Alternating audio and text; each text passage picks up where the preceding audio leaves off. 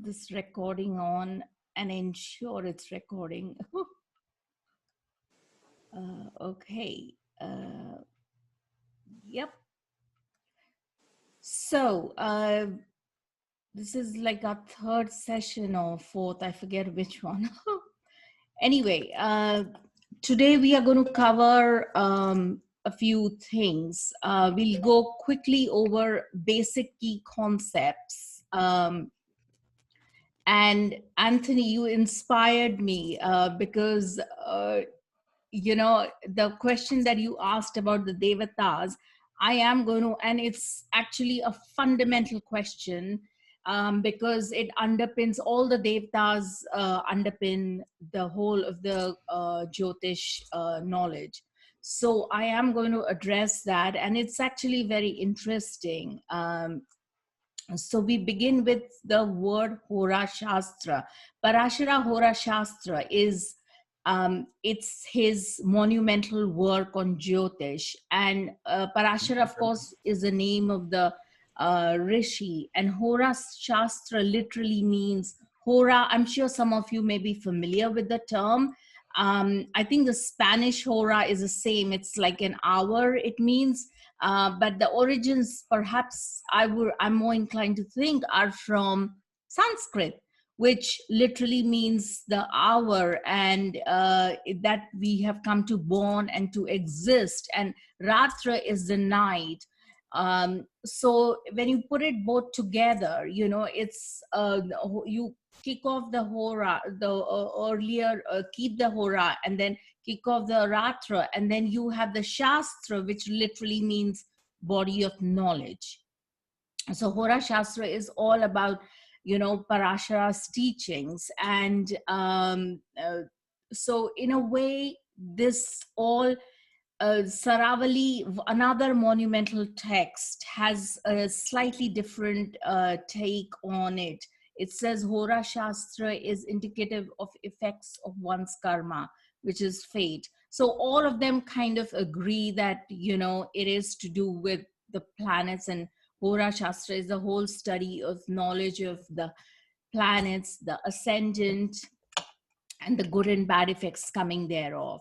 We saw last week, we saw like Ravi is Surya, Chandra is Soma, Mangala, Soma or moon, that's moon. Mangala is Mars, Buddha is Mercury, Brihaspati or Guru is Jupiter, Shukra is Venus, Shani is Saturn, Rahu is north node of the moon, and Ketu is south node of the moon. I think if you just get familiar with these terms, I'll keep repeating them, and feel free to practice as well. So here, the zodiac wheel again. Would you mind turning mute? Okay. Yeah. So the zodiac wheel is literally the 12 signs beginning with Mesha, or nothing but Aries. And these are the corresponding Sanskrit names for all the signs, which we are going to see a little later. Here, again, a quick recap. Sun, Saturn, Mars, and decreasing moon, as we saw, Rahu and Ketu, the ascending nodes and the descending nodes of the moon, are malefics. And they are krura, as in they are cruel, they are papa, and they are sinful. And the rest of them are benefics. Mercury, it depends on whom which malefic is conjoining Mercury. If it is, then it does give malefic results. And the decreasing moon which is a waning moon, is definitely a malefic. And again, it depends. If it's conjoined a benefic, then it gets much more Saumya or softer, as we see, like Saumya is soft and Punya is auspicious, which is the domain of moon and Jupiter. So now we introduce some of you. Yes. Go back to that slide. What about the waning moon? Well, we did that last time. Remember when I showed you that diagram? The waning moon is a malefic. As I mentioned, unless it is conjoining a benefic, it is, for all purposes, it is, sort of malefic. But there are lots of buts to it. It also depends on the panchang, that is the sun moon angle, what you're born under. Certain times it is better to be born under a waning moon, if there is a particular tithi. So I'm not going to go, it gets quite complex, so we'll just leave it at that. As a general rule, we say that the waning moon is a malefic, and unless there are other indications, and a waxing moon is a benefic, because I mean, think about it, that it's increasing in its light. When the moon is full or close to full, it's absolutely stunning. It's got all the powers it has. It's reflective of all the sunlight. So of course it's kind of, you just have to look up in the night sky. Sure. I was just asking which of the four categories the waning moon falls in, then, if it's not obviously the last one, which is the waxing moon. So which one Well, is it? it's not sinful. Oh, sorry, I beg your pardon. It'll be Somya and Right. sinful. But I don't think moon per se will be like cruel. No, I wouldn't classify moon as super cruel. Okay, that's It fine. can turn super malefic, yes, but cruel, undoubt. I doubt it. Anyway, so we come to the motion of planets, which is a speed. We all know that the sun travels 1 degree approximately a day. Sorry, a month. Come on, guys. Month, day. Okay. Okay. So you're all awake, hey? Okay. um, and the moon travels how many degrees? About 13 a day. Huh? Yeah, it's 13 to 15, which is, it roughly covers one nakshatra a day. It's kind of more or less a nakshatra. So that's literally, that's why the sun and the moon are sort of so important, and their relationship between them is so vital. Because there are many, many factors that rests between these two. Mars is 30 to 45 minutes. Mercury is, 65 to 100 minutes. Venus 60 to 82. Jupiter 5 to 15. Saturn 2 minutes. And the nodes 3 minutes, which is pretty much similar to each other. So this is important because you see, I'm just going to introduce this, the concept here of conjunction, but we will of course tackle it much later. Sama yoga is nothing but when two planets are together in a sign, and the planets, then let's say sun is 14 degrees, or 14 degrees, and let's say Mercury is conjoining the sun by, let's say it's Mercury is 10 degrees. So Mercury is behind the sun, so that means it is going to at some point catch up with the sun. So that has a very sort of, the outlook is about the future, because what's going to happen and things like that. So it's like a general rule of thumb. Again, the retrogrades will make add a completely different spin to this. And then if the Mercury, for example, is actually, let's say 22 degrees, and the sun is still like at 12 or 18 or whatever, 14 degrees. So Mercury has crossed the sun and it's after the sun. So literally, there has been an event or something in the past significant has happened. And so it's kind of looking to the past incidents. So that is like, it's kind of like, again, I said retrogrades will alter it a little bit. Okay, so you have to kind of factor all this in. And this gives, of course, birth to the concept of conjunctions, which we call Yuti or Sam Yoga. Again, conjunctions with the sun are sort of how many degrees it is, whether they're retrograde. It's all a little bit of complex analysis, For example, not all planets can be treated as a conjunction. I know the Western view is that by and large you use an orbit of, let's say, 5 degrees, or anywhere from 0 degrees to 10 degrees. That's like more or less a conjunction by and large. But in Jyotish, we are very, very specific about the degrees when it conjoins. You can conjoin in the same house, yeah, but how far is it from the sun, whether it's combust or not, is a very complex issue. And it is, there are certain degrees where it gets combusted.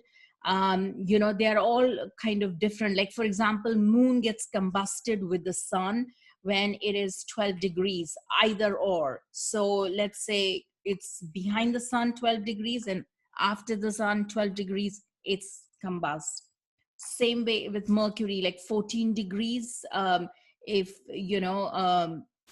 it's Mercury is within the orbit of 14 degrees from the sun, then it's in the combustion zone, as I call it, like the burnt zone. So we will tackle this because it's a very vital thing, but you have to be able to know about the speed of the planets. And the other thing is also, of course, the moon is the fastest moving planet. So it makes a difference whether, let's say, moon and Mercury are super fast moving. So if moon is, let's say, after the sun or before the sun, makes a lot of difference. I mean, ideally, you don't want a moon is a super benefic if it is after the sun. So moon has gone past the sun. So again, we have somehow touched upon the concept of, the waxing moon and the new moon and the waning moon, because the new moon or the no moon is fairly malefic in its nature. But if it has just gone past, like, let's say, a few degrees, like more than 12 or more than 5, more than, let's say, 13 degrees or so, then it's still a conjunction, but it's not combust. It feels a little bit more lighter. It's not so malefic compared to, let's say, it's 6 degrees, and even though the moon has crossed the sun, but technically it is combust.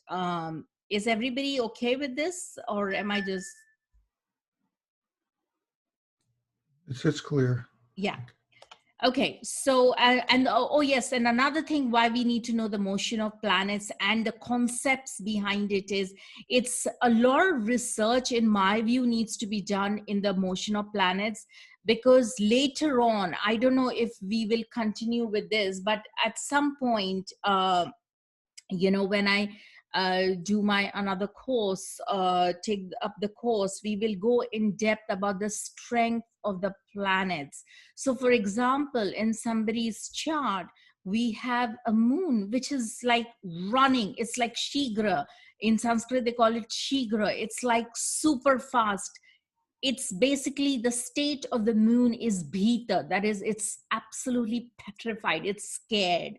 So that's a malefic moon. You don't want a moon, I mean, moon is anyway fast running, but you don't want the moon to go like super quick. Again, same thing holds true. For example, a lot of your ascendant is, let's say, Mars, and Mars is like crawling. It's like super slow. It's practically stationary. That is absolutely brilliant. And why it is brilliant is because it will give you the focus and attention absolutely beautiful focus and attention. So that's a very positive thing. It's like manda, it's like super slow. So again, we in Vedic, we will rate the motion of the planets differently. Even though the average motions is what I have given you here, but they're all sort of varying in their some are stationary, some are retrograde planets again are much more powerful, 3 times more powerful, as they say. So again, it's a motion of the planets is not as straightforward. It's quite a complex thing. Here, the next one, we talk about the planetary governances. Now, this next few slides, what we are going to do is going to be like absolutely crucial, because not only will they make a difference to your sort of what do you call, in terms of horary, or let's say in terms of all sorts of prashna, where you when you're electing a chart, all of these will come into play. And that's why they are really important, that who is what. I think the Western have a kind of like a generalized view of it. I'm not quite clear. I've kind of forgotten my thing on that. But essentially, the sun is the soul for all. It is our sole purpose. And the moon in Jyotish is the manas, which is the mind. Now, which is the psyche. Now, the mind can have many states. It can be like, highly emotional, charged, lots of thoughts, lots of stuff going around in the head. That's all the purview of the moon.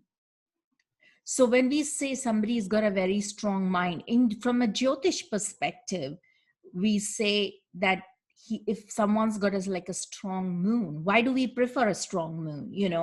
It's not just to do with longevity and things like that, but it's something to do with the mind, the quality of our thoughts, how we manage our mind, how strong it is.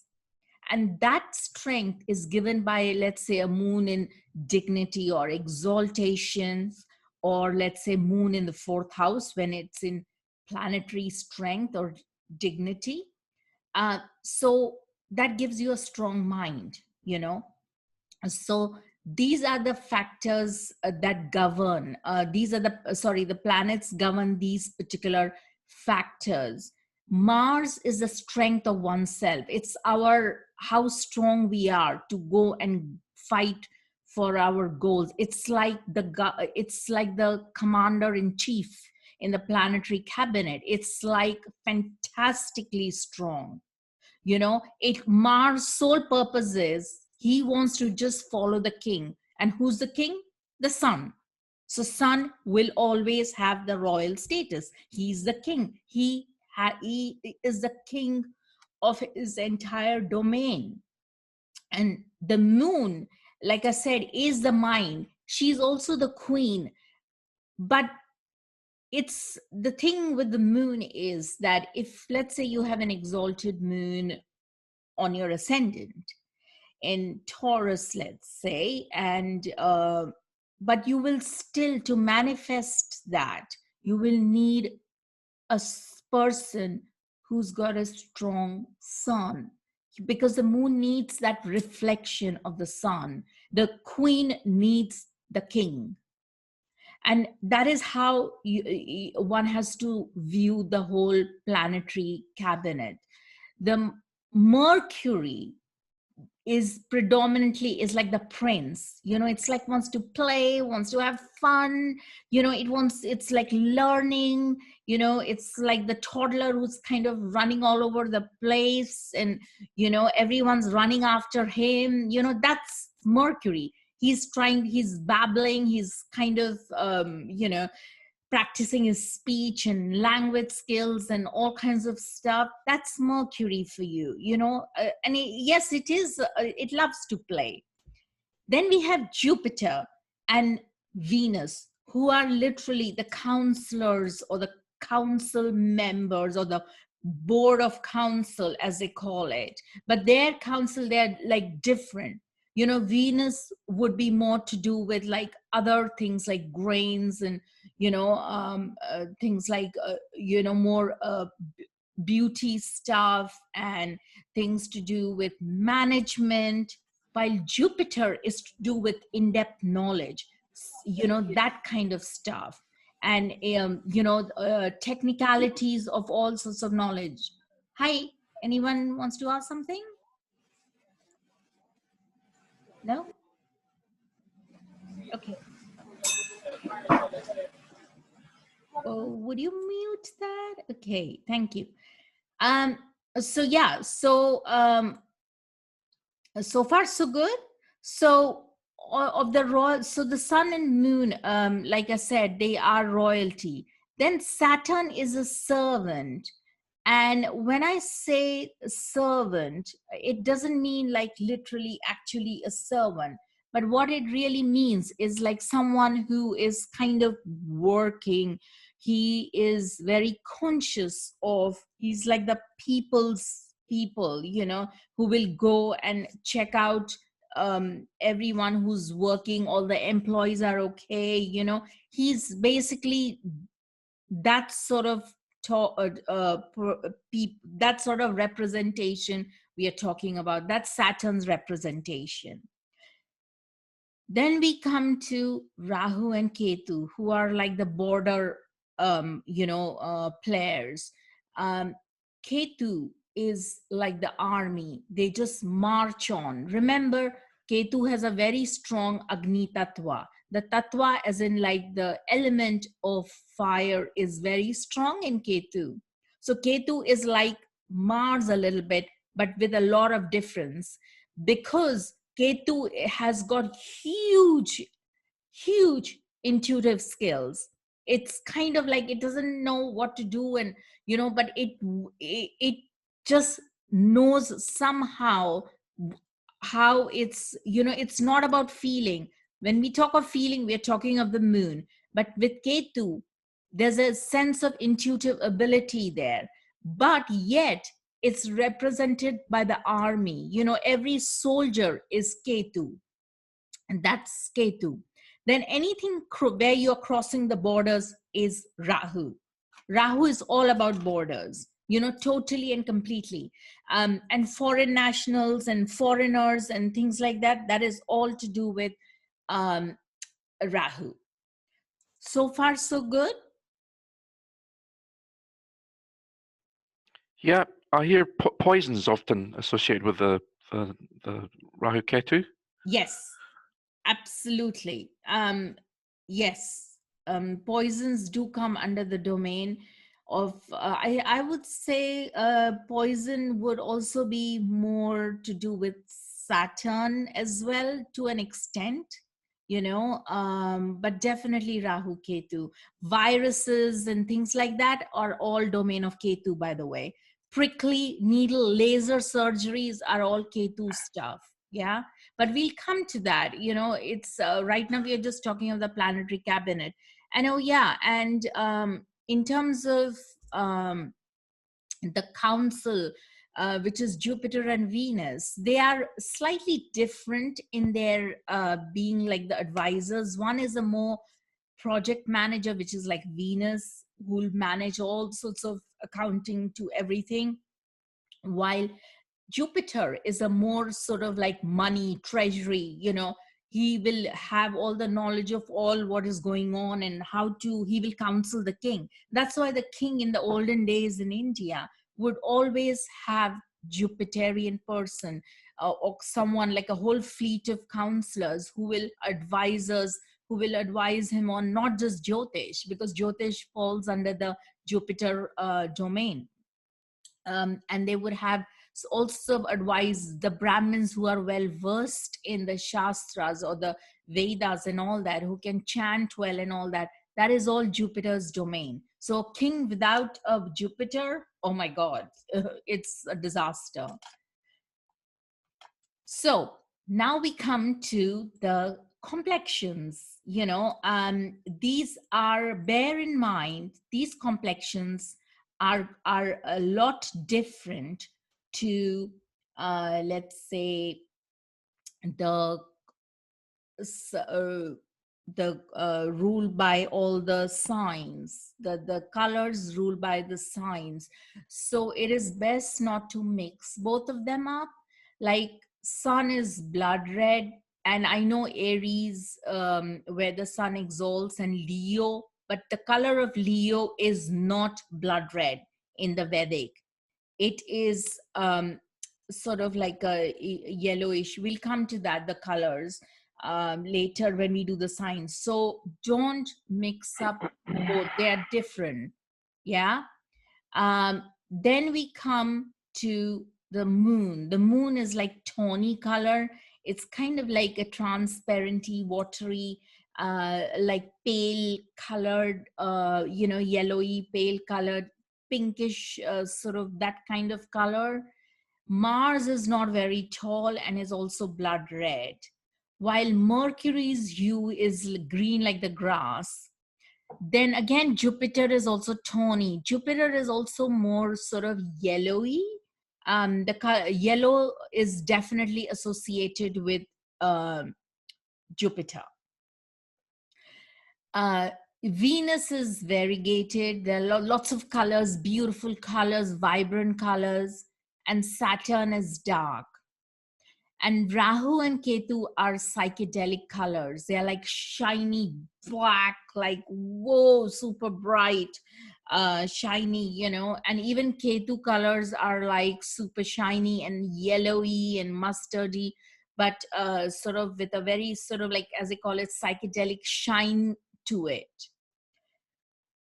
Then we come to the deities. We did that last time very briefly, and I think it's suffice for now. I'm going to do a quick one. Like the sun is fire or Agni, moon is Varuna, which is the water element, or which is Varuna is like the water deity. Mars is Kartikeya or Subramanya or Narsimha. These are all the forms of Mars. Mercury is definitely Vishnu, and Jupiter is Indra, Venus is Sachi, and Saturn is Brahma. So within this, we have like different manifestations or forms of Vishnu as well as Shiva. So any affliction in the chart, let's say the sun is debilitated, how do you kind of, elevate it? It's the fire, is the Agni Tattva, because the sun is a fire, is a Agni is the devta for the sun. So you would want to kind of Hom Agniye Namaha is one of the great mantras for the sun. So the fire element for Agni, even like for Mars, let's say someone's got Mars debilitated. In a way, I think Mars debilitated is a bad example, because actually Mars debilitated, which is in the sign of Cancer, is actually a very good thing from the tradition I come from. Mars in Cancer is very, very strong, much to the contrary view, but we'll come to that later. It's just a little thing, snippet I've thrown in. Then we come to the gemstones.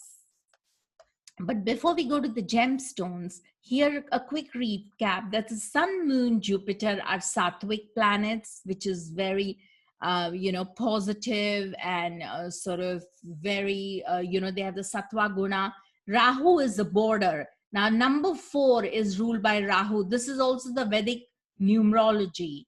And the Vedic system follows many different numerical stuff, but this is one of the very popular ones. The sun is definitely number 1, moon is number 2, Jupiter is 3, number 4 is Rahu, And then we have the Rajas Tattva, or the Rajas planets, which is Mercury and Venus. Mercury is 5 and Venus is 6.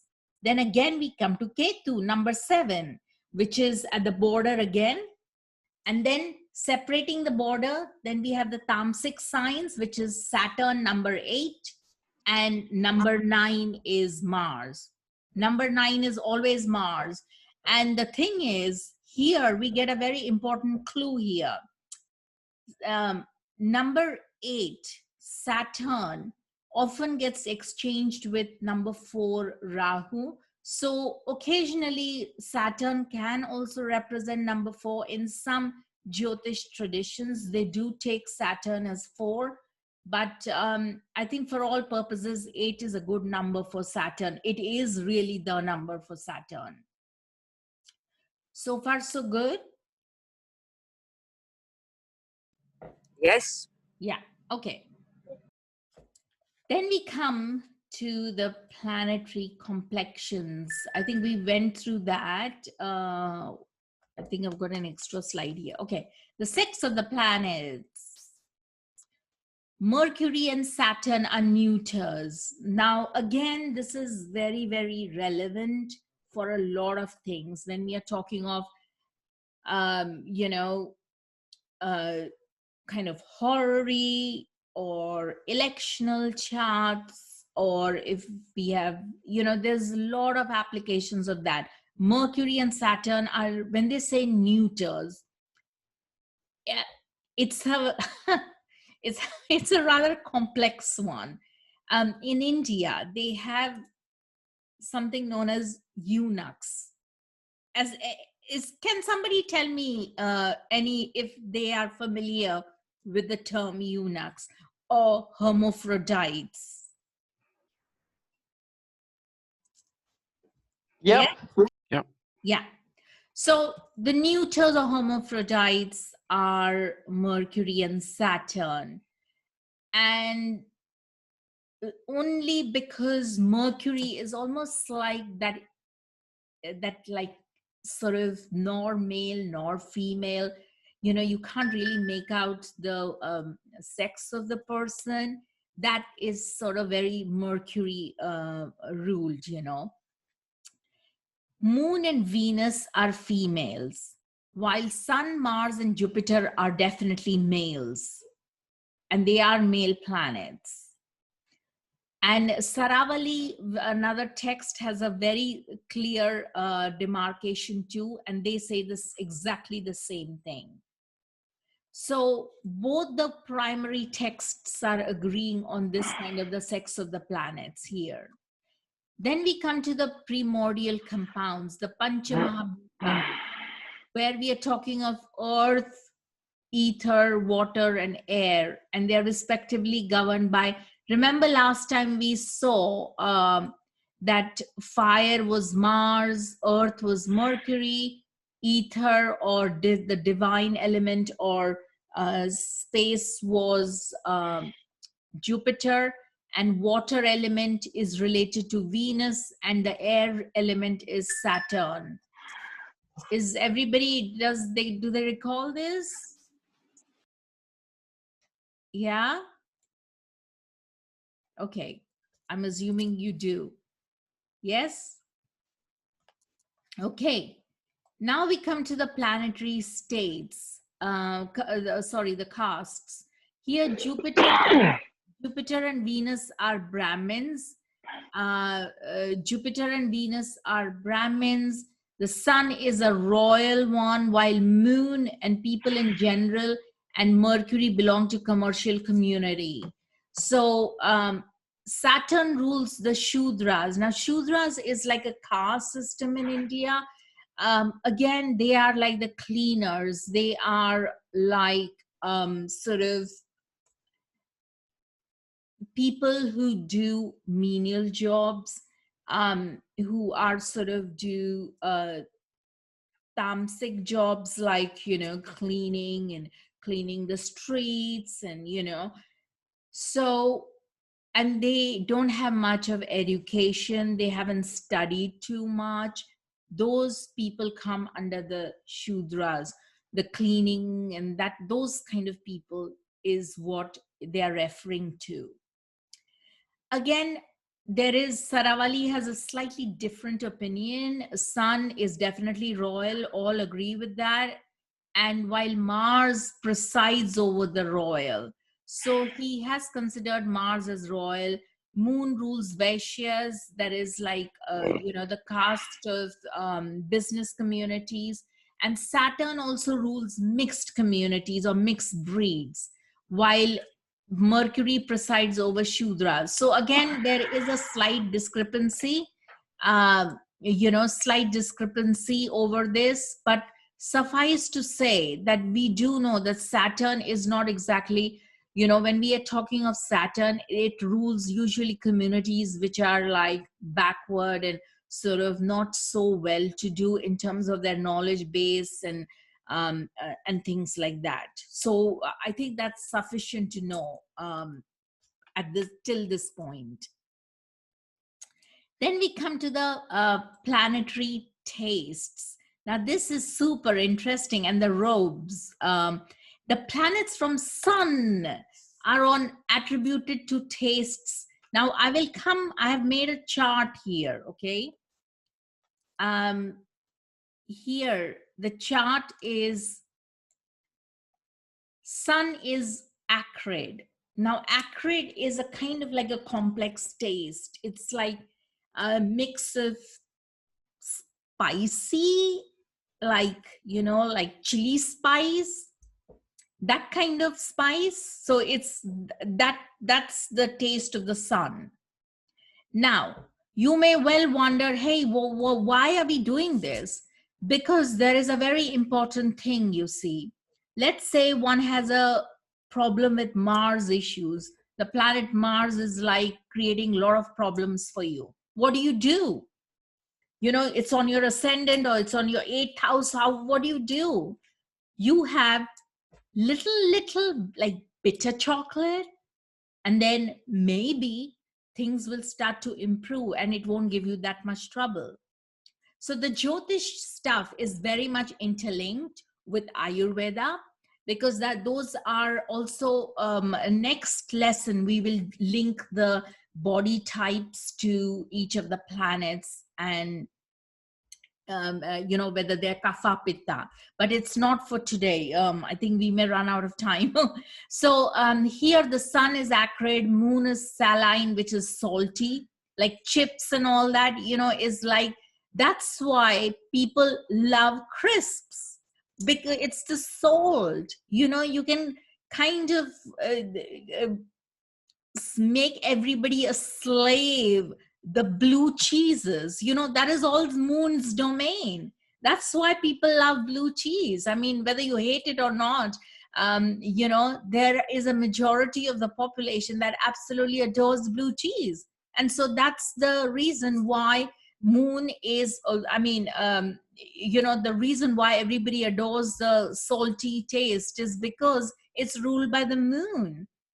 Then we come to Mercury, which is a mixed taste. So it's like sour, bitter, sweet, So like, it's like the Thai part Thai, where you have like the crunchiness of the peanuts, the sour of the lemon, the chili flavor, and also the astringent flavor, all of it put in together. So that's actually quite a good taste to have. It's quite balanced. Then we have Jupiter, which is of course sweet, whether it's ghee or like sugarcane juice, they're all Jupiter ruled. If you want to improve your Jupiter, have little sweet, and that will sort it. Then we have Venus, which is sour, lemon juice, that, tamarind, they're all Venus stuff. Saturn is astringent, which is like, like coffee and tannins of tea, like really dark builder's tea, as they call it, that would be Saturn. Then we have the planetary abodes. Different planets have certain areas that they rule over. Sun rules temples, also I think governments and things like that, and palaces. Then Moon rules water resorts, beach houses and those kind of stuff. Mars is firehouses, Thomas the Tank Engine. Oh, what is that? The firehouse? Yeah, those kind of, places. Mercury is sports grounds, anything where there is a lot of activity and play. Remember, Mercury is the prince. It loves to play. Then Jupiter is treasury, wherever there is like banks and treasury are all ruled by Jupiter. Venus is bedrooms, and Saturn is dirty places, toilets, and public sort of toilets and all that those kind of, where you put in a lot of garbage in and things like that, would be Saturn ruled. Again, this is all very relevant. It is good if you just remember this, because one will use this. You'll be surprised how one will always use this information. Planetary substances, copper is ruled by sun. Gemstones and gems are moon's domain. So if somebody has a very strong moon, or moon as the king of their chart, or Atmakaraka, then they know that they love gemstones. They'll have a flair for recommending gems, or they love to do research on gems and crystals and all that. Those are all domain of the moon. Mars is gold. Mercury is metal and alloys. Jupiter is silver, Venus pearls, and Saturn is definitely iron. So these are some of the very, substances. The planetary trees, what do they rule? Strong trees, beautiful looking, majestic trees are sun ruled. Milky trees like rubber, where the sap is oozing, like milky things are oozing out, is definitely the moon. Bitter ones are Mars, which is but natural. Fruitless trees, Mercury, but they'll have beautiful leaves, lovely, vibrant green leaves. Jupiter is definitely fruit-bearing trees. Fruits and everything to do with fruits come under Jupiter domain. And Venus is floral trees, and one of my favorites, magnolia. And Saturn is absolutely useless trees, so really tall trees who don't really do much. So those kind of trees are Saturn ruled. Then we have planetary robes. Now this is interesting because in Jyotish we have a whole science of, it's called the science of signs. Signs are like nimitta. They are like signs. Like, so for example, if you're about to leave the house for a really important task, and suddenly you see like a siren, like a police siren going, and sort of there's an emergency vehicle pulling right in front of your house. That's a sign, of things to come, that of the particular meeting, that may go into a, kind of a frantic situation.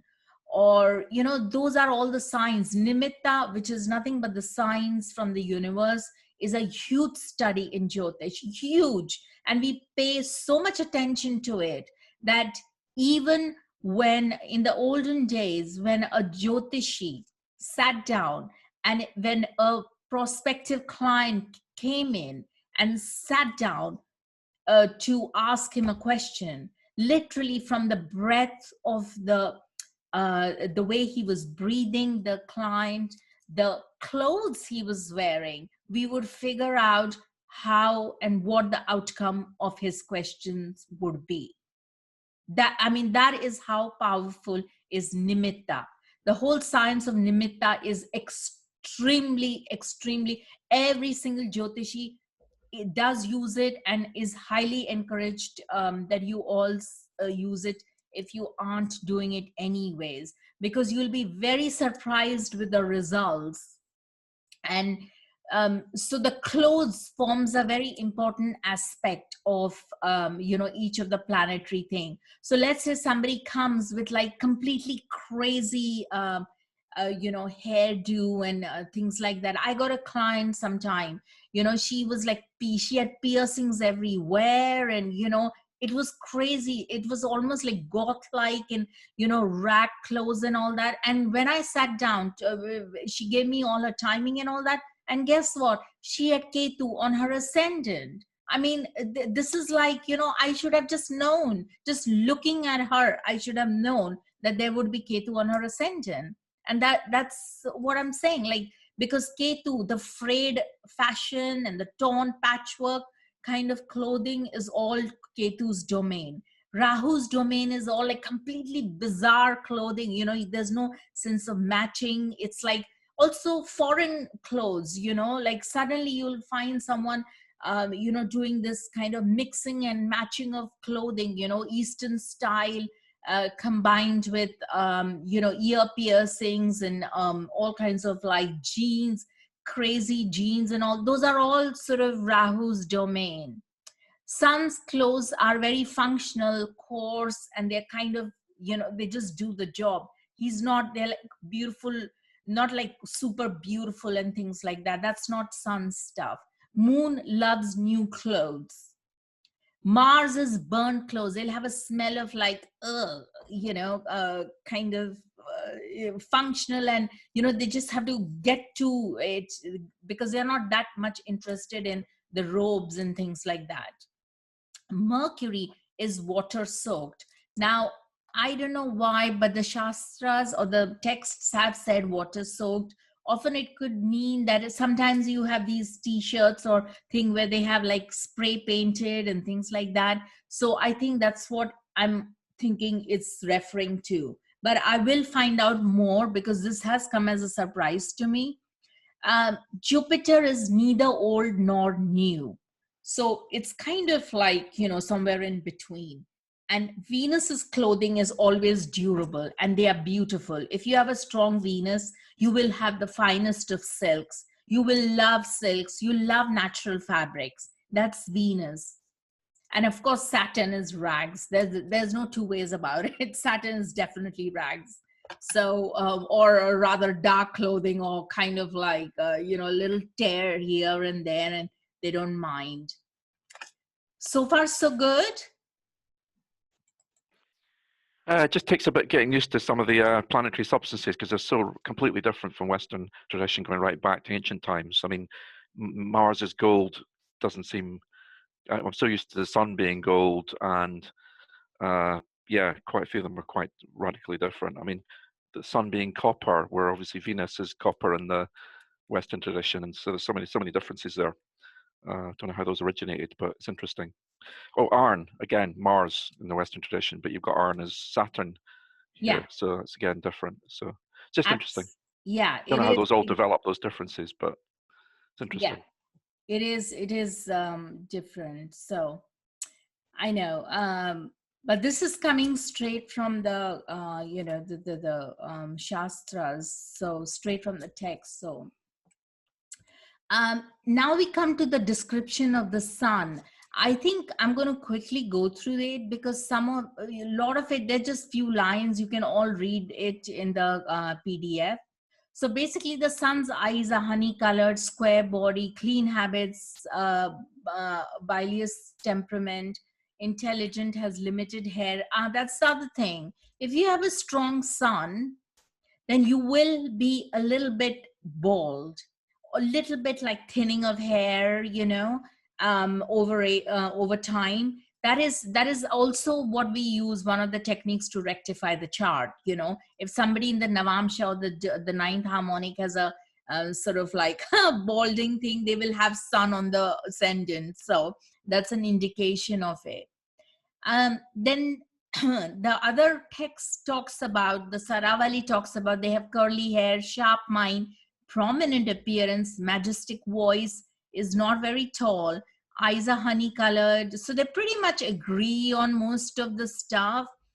Has a mix of red and green. His feet are not conspicuous, as small in size. He's bilious and sturdy bones, great and majestic, fiery rays, square body, saffron colored clothes and stuff like that. So that's kind of, I would imagine, like, think of a king, what he would wear and how he would be. A king is not like Mars, super tall and, like ready to fight. A king is very different look. So best not to mix both of them, even though they both are fire element. um, then we come to the description of the moon. The moon is windy and phlegmatic. She's learned, has a round body. She's auspicious looking, sweet speech, fickle minded, and lustful. Now, this is a very important demarcation between the Western and, the Jyotish way, that the moon is in the Shastras, in the text, is denoted as someone who is quite lusty. That means she's quite desirous and covetous of the things that she wants, and she can change her mind. That's a very lunar thing. Even people with strong moons, even though they may have a very sort of tough mind and tough-minded and strong-minded, but yet there will be an element of lust. They will want things. Desirous nature is very strong with somebody with a strong moon. Her eyes are beautiful. She has mellifluous voice, fair in complexion, emaciated body, youthful, tall, curly, short hair, learned, soft, sattvic disposition, amicable to friends, excellent blood. Again, another problem with is, it says excellent blood. It means like pure sort of, there's no toxicity in blood. Often people with who have moon afflicted by Rahu or Ketu, 100% there will be problems with, like, leading to some kind of blood issues or blood problems. That is a very common Jyotish view, that if you have moon Ketu or moon Rahu, definitely you may be afflicted with blood ailments or blood related diseases. So leukemia and things like that come under that domain. And she's kind, fond of old ladies, fickle-minded, fortunate, and clean apparel. So these are all moon. It's sort of, there's no brain in that one. Mars is blood red, fickle-minded, liberal, bilious, given to anger, thin waist, and thin physique. So basically, Mars is a fighter. This is where we are getting an image of somebody who's like super feisty and fighty. He has marrow and bones and flesh. So basically, he's very, very strong. The nerves are very strong, but he's ready to fight at the drop of a hat. Sometimes Scorpio strong or Mars strong can also make, on the ascendant, can also make you short. So you have to bear that in mind. He's more intelligent, courageous, accomplished speaker, causes injury. Well, of course, Mars will cause injury. That's the job of Mars. He has short, shiny hair, bilious in disposition, tamasic, adventurous, wrathful, skillful at hurting, blood red in appearance. Well, if you're strong Mars, if there is no fight, there's no job for Mars, literally, because that's the nature of Mars. So, this is no surprise here. Mercury is again beautifully endowed with attractive physique, have a way with words, a mix of all three humors. The three humors, we are talking of Ayurveda here, which we will do next time. Their eyes are reddish and broad, speaks sweetly, complexion is of green grass, strong skin, rajasic, they want to acquire a lot of things, always interested, going to friends' house, going here, going there. That's Mercury for you. It's delighted, remains delighted, and has moderate beauty, skillful, agreeable to all in dressing and speech, and wears green robes. Of course, if you have a strong Mercury or moon in a Mercury sign, you will love the color green or all shades of green. So again, Jupiter is big, tawny hair, tawny eyes, phlegmatic, intelligent, learned in all the Shastras, that is the Vedic scriptures. He's learned in the Vedas. He resembles that of a lion. He's firm, prominently sattvic. That is, he's got loads of wisdom. Through his knowledge, he has acquired wisdom. And there is also a sense, so I would also add that he is extremely, if you have a strong Jupiter, you have to be compassionate. That is one of the strongest points of Jupiter. They are very accommodating, very intelligent, and but they will have a temper. They'll have a little bit of a temper, but the Jupiter temper is very different to Mars temper. Mars temper is a totally different kettle. They're ready to hurt people and things like that. But Jupiter temper is not about hurting people. It's like, hey, can't you understand this? I'm spending so much time getting you to understand this. That's sort of a temper it is, So Jupiterian temper, but they will have a temper. And they have large eyes, forgiving disposition, and yellow is definitely their color. So you see, that's all Jupiter's domain. Then Venus is charming, splendorous physique, great in disposition. Again, you can read all this. I'm going to just, we'll stop in like 5-10 minutes. Shani is again to do with Saturn, emaciated body, depressed, depressed eyes, indolent, unkind, foolish, large nails, teeth. That's the thing. They'll have a funny teeth. It's interesting that teeth and bones are ruled by Sun. I haven't put that yet because there's like so much significations to cover about what planets, what all they rule. So teeth and nails. So if you have a strong either you'll have a very, very strong Saturn, or you'll have a very strong Sun. But somehow you have to somehow choose between the two. Almost like, one thing will definitely overtake rather than the other, will come out stronger.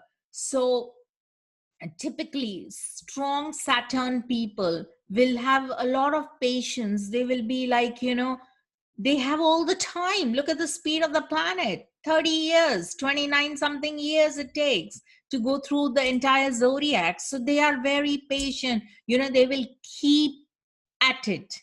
If there is anyone if you have moon sign or ascendant in Capricorn or Aquarius, I guarantee you, these people will have patience to wait a lifetime and even beyond. There is no two ways about it. With Saturn, they will wait. That is a very Saturn trait. Compared to, let's say, a Mars trait, who's like, what? I need to be out of here. I need to finish stuff and move, Or the Sun, where the Sun is like, I need to shine. I need to get it going. They're ambitious, So government officials and high up officials, are all ruled by, they're very solar in their energies. So that is all. So you see already a very strong dichotomy is emerging in between the Sun and Saturn. So next time we may explore the myth of Sun and Saturn, the father and the son dichotomy. And Rahu has smoky appearance, blue mixed physique. He resides in forests and is horrible. He's windy in temperament and is intelligent. And Ketu is akin to Rahu. So again, these are like the generalized, sort of significations, but they are straight from the texts. Now, I won't go into the sound. We'll go into that later, next time. But I wanted you to have a look at, I'm going to just touch upon, this is one of the charts of, it's called the Shukra Chakra, or the North Indian style chart. And I'm going to just sort of, I'm not going to do anything with it today, but I'm going to just have a look at it, because each of these are the Sanskrit names for the signs, and it always begins here. So these are Mesha, Vrishaba, Mithuna, Karkata. Oops, I missed out one. Simha, Kanya, Tula, Vrishchika, Dhanush, Makara, Kumbha, and Meena. So these are the Rashi signs, and this is one of the charts we use. The other chart style is the South Indian, which is begins from the east and goes towards the west like this, always like this. um I would like you guys to do a little homework. If you can just put the signs in, and let's say the ascendant, and see how you go with just put in the, I don't want you to put the planets in, just put in the signs, like in this style chart, the previous style, this is the North Indian or the Venus chakra as they call it. This is the South Indian or the Jupiter chart as they call it. And this is the sun chart or the Surya chakra, and they call it by they call it also by East Indian. So your homework is very simple. All three charts, just put in the signs, and this I'll give you a clue. They always begin from east to west. The Jupiter chart begins from the east. Aries always begins from here. Ascendant is always beginning from here. And then you count. So Aries, Taurus, Gemini. I have color coded it for your ease. And while the Surya is different, a little bit different, because it goes anti-clockwise. So Aries is here, Taurus is here, Gemini is here. So these four are literally the angles. This is the 10th house is Capricorn, the 11th house is Aquarius, and the last house here is Pisces. Now, at some point, you will be encouraged and you will naturally gravitate towards one chart or the other. Okay? It's going to be natural, whether it's this chart or this chart.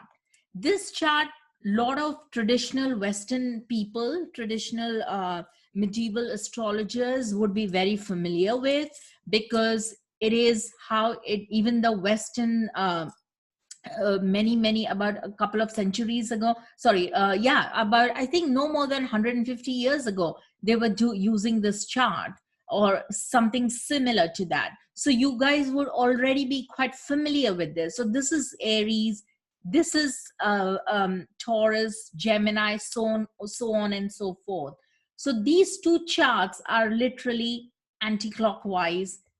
This is clockwise. So this goes like this. And this is the Jupiter chart. This is a sun chart because it looks like the shining sun with the rays of the sun emanating. And this one is the chart for, the Venus chart. So is everybody okay with this? Yes. Yeah. Mm-hmm. I mean, Yes. you have to bite the bullet, so to speak. You will have to kind of have basically have fun with it and figure out which chart resonates with you. The ideal recommended one is, I prefer this one because it's the sun chart. Traditionally in India, the southern Indian people, in India, this is a very popular style. But I find it not very easy when it comes to looking at aspects. I find it a wee bit, but that's me personally. People who use this chart, it's called the Jupiter chart, find it super easy. So it all depends on what one gravitates towards and what one resonates with, what one is comfortable with. So really, there is no judgment. Throughout the course, I will put up all three styles. Whatever I would love your feedback. What will resonate with you? As we go along, there will be one winner that will emerge, as in one chart that you will be like, oh my God, I love this style. You know, you will. Now, the only thing with this is a fixed chart. As in, you know, this varies. This is a little bit like Western. So, for example, here it's one is Aries. So if you are Scorpio rising, here it will be Scorpio. While here, we don't do that. All Aries is always the first house. And so if you're Scorpio rising, you just write the AS in here, Scorpio. And that's how we read it. And the same as here. So here, Aries is always the first house. So if you are Scorpio rising or Libra, let's say Libra, so Aries and then Libra will be the house opposite to that. That is the 7th house, or rather from Aries, it is the 7th house. So if you are Libra rising, you will put AS, ascendant or Lagna, and you will have Libra here. And then you will read the chart. So then Aries becomes your 7th house.